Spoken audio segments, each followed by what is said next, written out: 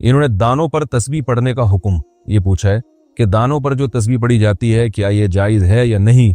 हमने सुना है कि ये बिदअत है। नहीं, बिदअत नहीं है, दानों पर तस्बीह पढ़ना जायज़ है, क्योंकि तस्बीह काउंट करने का हदीस में हुक्म है। आप सल्लल्लाहु अलैहि वसल्लम ने फरमाया जिसने 33 दफ़ा सुभान अल्लाह का, 33 दफ़ा अल्हम्दुलिल्लाह, 34 दफ़ा अल्लाहु अकबर, ये तस्बीहात फातिमा। इसी तरह आप सल्लल्लाहु अलैहि वसल्लम ने फरमाया जिसने 100 दफ़ा ला इलाहा इल्लल्लाहु वहदहु ला शरीका लहू लहुल मुल्क व लहुल हम्दु व हुवा अला कुल्लि शैइन क़दीर, ये कलमा है। आपने फरमाया जिसने 100 दफ़ा पढ़ा, 100 दफ़ा रात शाम को पढ़ा, तो उससे ज़्यादा नेकी कोई कर नहीं सकता। तो इस तरह के जो फ़ज़ाइल हैं 100 दफ़ा, तो ज़ाहिर है उसको तो काउंट करना पड़ेगा ना। तो काउंट का कोई भी तरीका हो सकता है, उंगलियों पर भी गिना जा सकता है। आजकल एक चाइना की एक बड़ी मशहूर एक डिजिटल मशीन आ रही है, उसको आप दबाते रहें, तो काउंट जिस तरह से भी किया जाए खजूर की गुठलियों पर, तो वो मकसद वो तस्बीह के वो दाने नहीं होते, मकसद गिनना होता है। तो किसी भी तरीके से आप गिन सकते हैं। रात को तस्बीह फातिमी कब पढ़ें? रात को तस्बीह फातिमा वितर के बाद पढ़नी चाहिए या जब बिस्तर पर बैठें तब पढ़नी चाहिए? जावेद अहमद कश्मीर से। देखिए, जब ये बिस्तर पे लेट जाए ना, उस वक्त पढ़ने का हुक्म है। हदीस है रसूलुल्लाह सल्लल्लाहु अलैहि वसल्लम की, सही हदीस है। हजरत फातिमा रजी अल्लाह ताला अन्हा नबी सल्लल्लाहु अलैहि वसल्लम के पास आई, अर्ज किया कि या रसूल अल्लाह, मैं घर में बहुत खिदमत करती हूँ, हाथों पे निशान पड़ जाते हैं चक्की पीसने से, कोई घर में खादिम का इंतजाम कर दें।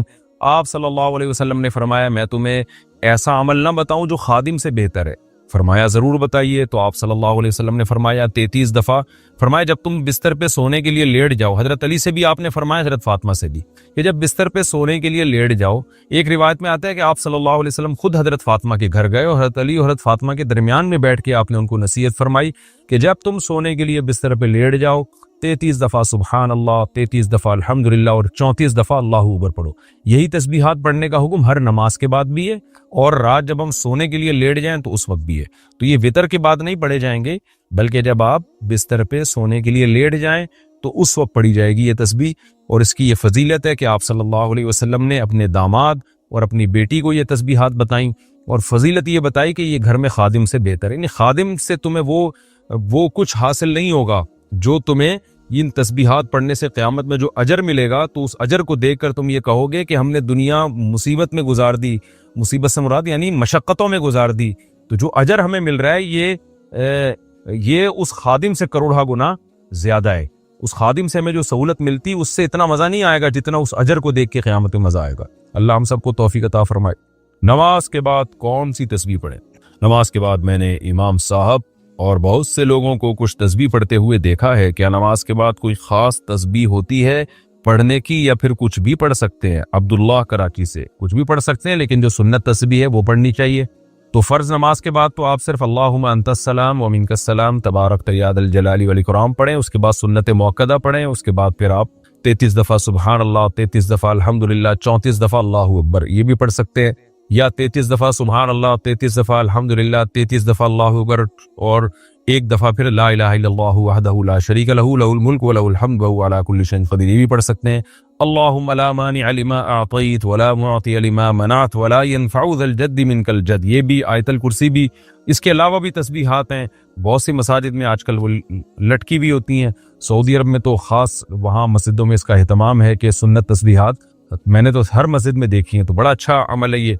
तो मस्जिद वालों को चाहिए कि वो तस्बीहात जो मामूलात और वज़ाइफ नबी सल्लल्लाहु अलैहि वसल्लम फ़राइज़ के बाद पढ़ा करते थे वो लिख के लगा देने चाहिए ताकि लोग उनसे याद कर लें, वरना ये तस्बीहात तो नबी का मामूल था, ये पढ़ा करें। कई दफ़ा हरकत से नमाज टूट जाएगी। नमाज में कितनी दफ़ा बिला उज़र हरकत करने से नमाज टूट जाती है? जैसे बालों को हाथ लगाना, कपड़ों को सीधा करना या खारिश करना वगैरह वगैरह। आमिर मोहम्मद यूसुफ पंजगोर बलूचिस्तान से। देखें, हरकत नमाज के मुनाफी है और कोई भी काम नमाज में ऐसा किया जाए जो नमाज के मुनाफी हो तो नमाज उससे टूट जाती है। जैसे नमाज में बातचीत करना, नमाज में खाना पीना, नमाज में चलना फिरना, तो उससे नमाज टूट जाएगी। तो इस पर तो पूरी उम्मत का इजमा है, लेकिन यानी इसके लिए तो दलील की हाजत नहीं है, क्योंकि ये इजमाए उम्मत से साबित है कि नमाज में नमाज के अगेंस्ट कोई काम करने से, नमाज के मुनाफी कोई काम करने से नमाज टूट जाती है। लेकिन अब कितनी हरकत करने से टूटती है इसके बारे में कुरान और सुन्नत खामोश है। तो जहां कुरान और सुन्नत खामोश होता है, जाहिर है इतनी एक दफा क्यों करने से तो नहीं होगा ना कि नमाज फौरन टूट जाए। ये तो एक, इसमें तो इंसान माजूर है, इतने तो मजबूरन हरकत करनी पड़ती है। तो अब इसमें कोई कुरान और सुन्नत में कोई वाज़ेह दलील नहीं है। کہ کتنی حرکت کرنے سے نماز ٹوٹے گی. تو جب واضح دلیل نہیں ہوتی تو حضرات فقہائے کرام پھر اجتہاد کرتے ہیں. تو اب بعض فقہا تو اس کے قائل ہیں کہ بغیر ضرورت کے اگر 3 دفعہ حرکت کر لی، بغیر ضرورت کے 3 دفعہ جلدی جلدی حرکت کر لی تو پھر نماز ٹوٹ جائے گی. بعض فقہا اس کے قائل ہیں. اور بعض فقہا اس کے قائل ہیں کہ اتنی حرکت کی کہ اگر کوئی دیکھنے والا آئے اور اس وقت اس کو دیکھتا تو اس کی حرکت کو دیکھ کے یہ لگتا کہ گویا یہ نماز پڑھ ہی نہیں رہا ہے، یہ ویسے ہی کھڑا ہوا ہے. تو اتنی زیادہ جب حرکت ہوگی تو نماز ٹوٹ جائے گی. تو اس میں جو نماز پڑھ رہا ہے اس کی رائے کا اعتبار ہوگا کہ اگر کوئی مجھے آ کے اس وقت دیکھتا میں اتنی حرکت کر رہا ہوں تو وہ یہ سمجھتا کہ یہ نماز پڑھ رہا ہے یا نہیں پڑھ رہا. اگر وہ یہ سمجھتا کہ شاید یہ نماز ہی نہیں پڑھ رہا جو اتنا ہل رہا ہے تو پھر نماز ٹوٹ جائے گی. تو یہ دونوں قول ملتے ہیں. گنجائش اس دوسرے قول میں ہے کہ اتنی حرکت ہو کہ دیکھنے والا سمجھے کہ گویا یہ نماز ہی نہیں پڑھ رہا، تو پھر اس میں کوئی مقدار متعین نہیں، بس بہت زیادہ حرکت ہوگی کہ دیکھنے والا یہ سمجھے تو ہم یہ کہیں گے نماز اس کی ٹوٹ گئی ہے. اور پہلا جو قول ہے جس میں ہے کہ 3 دفعہ جلدی جلدی حرکت کی، وہ قول سخت بہت ہے، اس میں مشکل بہت ہے، لیکن احتیاط اسی میں ہے. تو بہتر یہی ہے کہ حرکت ہی نہ کرے تاکہ اس مسئلے میں پڑھنے کی ضرورت ہی پیش نہ آئے نا. ہمارے حضرت فرمایا کرتے تھے نمازی کو چاہیے پہلے جتنی جہاں کھجانا ہے نا تسلی سے کھجا لے، ہلے اتنا ہل کے تھک جائے پھر کھڑا ہو. بہت سے لوگوں کو دیکھا ہے نماز سے پہلے سکون سے بیٹھے ہوتے ہیں، جیسے ہی نیت باندھیں گے ایک دم ہلنا شروع ہو جاتے ہیں، پتہ نہیں ان کو کیا ہو جاتا ہے، ایک دم حرکت کرنا شروع ہو جائے گی. تو تمیز سے نماز پڑھنی چاہیے انسان کو. تو ایسا کام نہیں کرنا چاہیے جو نماز کے منافی. ہاں کوئی بہت ضرورت ہے تو پھر جلدی سے حرکت کر کے وہ ختم کر دے اس کو جو خارش ہو رہی ہے، تاکہ نماز میں اس کا دھیان نہ بٹے. بعض دفعہ خارش ہو رہی ہوتی ہے سر میں یا کہیں چہرے پہ، اس طرح سے اس کو کوئی الجھن ہو رہی ہوتی ہے، اگر وہ نہیں کھجائے گا تو نماز سے دھیان ہٹتا ہے. تو اس میں تو ٹھیک ہے جلدی سے حرکت کر لی. یا کوئی نمازی کے آگے سے گزرنے کی کوشش کر رہا ہے اس کو ہٹا لینا چاہیے. تو اس طرح کی حرکت جہاں ضروری ہو وہاں تو بالکل جائز ہے، لیکن جہاں ضروری نہیں ہے تو ایک دفعہ بھی حرکت نہ کرے. اور اگر 3 دفعہ حرکت کر لی ہے تو احتیاط اسی میں ہے کہ نماز لوٹا لے، لیکن نہیں لوٹاتا تو بھی امید ہے کہ نماز انشاءاللہ ہو جائے گی، کیونکہ دوسرا قول بھی بہرحال موجود ہے.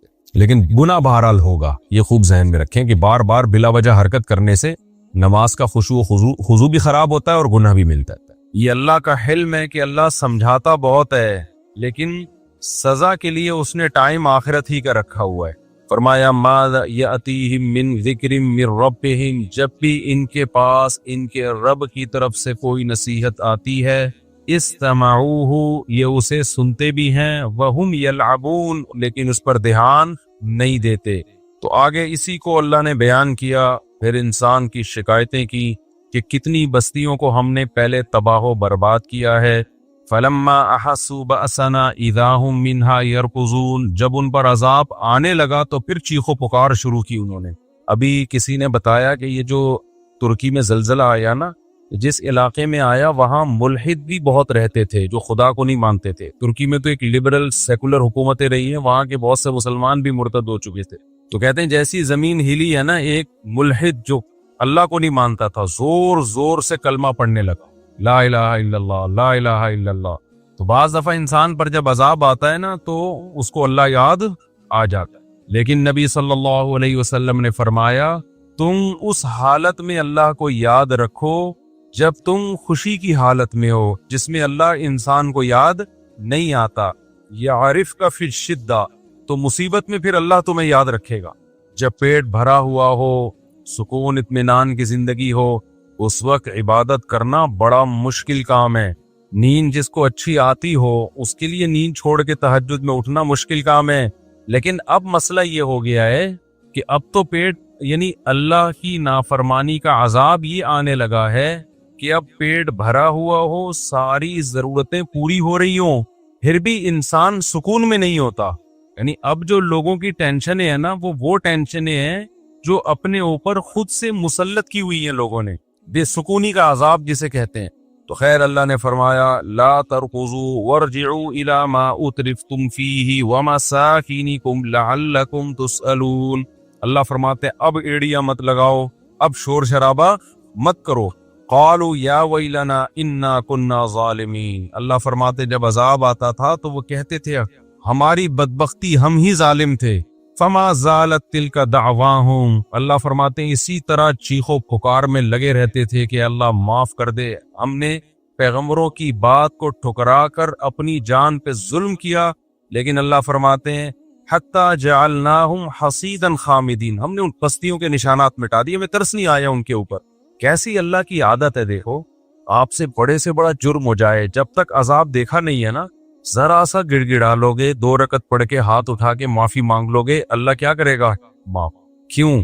اللہ کہتے ہیں اس نے عذاب دیکھا نہیں ہے، غیب پر ایمان لایا ہے، اور اللہ فرشتوں سے کہتا ہے کہ دیکھو اس بندے کا مجھ پر ایمان ہے، اسے پتا ہے کہ کوئی ذات ہے جو گناہ پہ اس کو سزا بھی دے سکتی ہے اور اس کے گناہ کو معاف بھی کر سکتی ہے۔ اس جذبے کے تحت یہ مجھ سے مانگ رہا ہے، حالانکہ نہ اس نے مجھے دیکھا نہ اس نے میرے عذاب کو دیکھا، تو تم گواہ رہو میں نے اس کے جرم کو معاف کر دیا۔ کہتے ہیں نا بنی اسرائیل نے جب توبہ کی ہے نا بچڑے کی عبادت سے، تو اللہ نے کہا ایسے توبہ نہیں قبول کروں گا، جنہوں نے عبادت کی ہے وہ اپنے آپ کو قتل کے لیے پیش کریں، ان کی گردنیں اڑائی جائیں گی۔ جو اپنے آپ کو قتل کروا دے گا اس کا مطلب دل سے توبہ کی ہے اس نے۔ تو اتنا سخت حکم تھا کہ توبہ سزا ملے گی پھر توبہ قبول ہوگی، لیکن اس امت میں کیا ہے بھائی، جس طرح بھی اللہ کے سامنے گڑ گڑا لو اللہ کیا کر دے گا؟ معاف۔ تو علماء نے وجہ بیان کی ہے کہ بنی اسرائیل نالائق لوگ تھے، ان کے ساتھ معاملہ بھی اللہ نے سخت کیا۔ وہ نالائق کیسے تھے؟ ساری نشانیاں اپنی آنکھوں سے دیکھی، فرعون کو غرق ہوتا ہوا دیکھا، سمندر میں راستے بنتے ہوئے دیکھے۔ اب جب موسیٰ علیہ السلام تورات لینے جا رہے ہیں تو کہہ رہے ہیں موسیٰ اس وقت تک یقین نہیں کریں گے جب تک اپنی آنکھوں سے نہ دیکھ لیں ہم اللہ کو۔ تو اللہ نے کہا کہ تمہیں ثبوت چاہیے نا کہ اللہ ہے اور اللہ تورات دے رہا ہے، تو گویا اللہ نے بزبان حال کہا کہ ہمیں بھی تمہاری توبہ کے سچے ہونے کا ثبوت چاہیے کہ تم دل سے کر رہے ہو کہ نہیں کر۔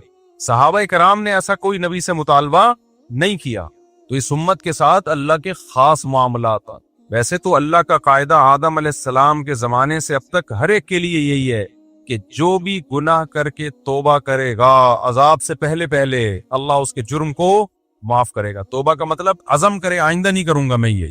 تو یہاں بھی اللہ نے فرمایا لیکن جب ان قوموں پہ عذاب آیا تو وہ چیخ رہے تھے، فما زالت تلک دعواہم، کنٹینیو، فما زالت کا مطلب کنٹینیو توبہ ہی کرتے رہے وہ۔ اللہ فرماتے ہمیں ان پہ ترس نہیں آیا۔ تو جب عذاب آتا ہے نا پھر اللہ کو ترس نہیں آتا۔ اللہ کہتے ہیں اب تو دیکھ لیا نا، ہم نے اتنی نشانیاں اپنے وجود کی، اپنے برحق ہونے کی دی تھی، تمہیں کسی نشانی پہ یقین نہیں آیا۔ اب سوال پیدا ہوتا ہے اے اللہ تو اپنے بندوں کے ساتھ ایسا کرتا کیوں ہے؟ اکثر ایتھیس لوگ کہتے ہیں اللہ کو کیا پڑی کہ کوئی اس کی مانے یا نہ مانے، اس کو کیا ہو رہا ہے بھائی؟ اگر خدا ہے بھی اس کو اس سے کیا مسئلہ ہو رہا ہے کہ کوئی نماز پڑھے یا نہ پڑھے؟ معاذ اللہ وہ اتنا ظرف اس کا چھوٹا کیوں ہے؟ آپ لوگ کی سمجھ میں آ رہا ہے کہ میں کیا کہہ رہا ہوں؟ یہ میں کوئی میرا خیال ہے سمجھ واضح بات ہے نا؟ تو اللہ کو کیا پڑی ہے؟